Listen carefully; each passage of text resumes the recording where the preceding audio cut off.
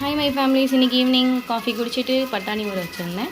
அதில் மசாலா சுண்டல் செய்கிற ரெசிபி பார்ப்போம். குக்கர் எடுத்துக்கோங்க.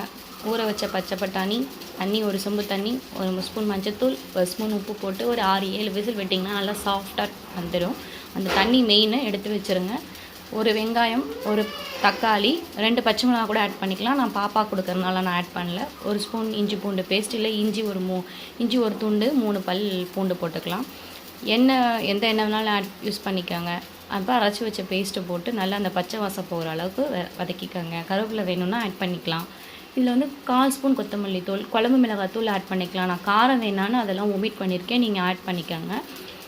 அப்புறம் மிளகாத்தூள் கொஞ்சம் ஆட் பண்ணிவிட்டு இதுக்கு தேவையான உப்பு, இது நல்லா அந்த பச்சை வாசம் போகிற அளவுக்கு நல்லா கிளறிக்காங்க. அப்புறமேட்டுக்கு அந்த எடுத்து வச்ச தண்ணியை ஊற்றி நல்லா கொதிக்க விட்டு அப்புறம் அந்த பச்சை பட்டாணியை அதில் போட்டு நல்லா கிளறுங்க.